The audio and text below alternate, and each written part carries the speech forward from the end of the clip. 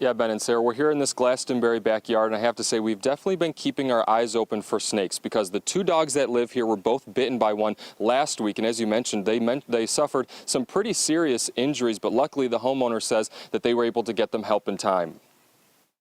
This is the area where they play. Bob and Lynn Murray's two dogs play in their Glastonbury backyard every day. 3-year-old Tanner and 10-year-old Listo have the space to do it, but in the land just beyond this, danger slithers. But there are a lot of rattlesnakes back in that area. Both dogs were bitten by a rattlesnake last Tuesday in the face. Bob said he could hear the 5-foot snake rattle. Tanner and Listo suffered serious injuries. He was vomiting, and then he was dripping blood from his cheek.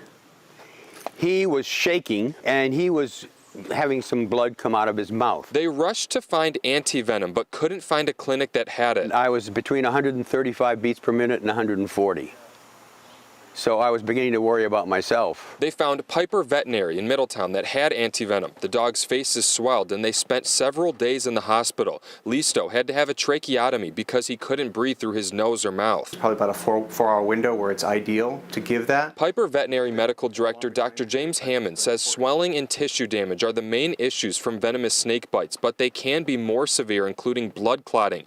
The doctor says venomous snakes are not common in the state, and neither are pet attacks. He says anti-venom is expensive and has a short shelf life, which makes it hard to stock up on. It's hot, it's warm out, lots of people are out walking.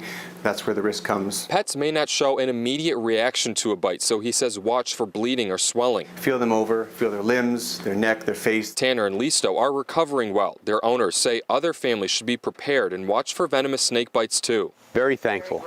I mean, the thought of losing both of our dogs. And while these snakes are not common here in Connecticut, that vet clinic had another dog come this morning that was bit by a snake. And 22 years at this Glastonbury home, and they say this is only their second and third dog to have been bitten by a snake. They say they lowered the grass and the brush around here and are planning to put up snake guards to try and prevent them from coming in. Live in Glastonbury, Tony Black, Fox 61 News.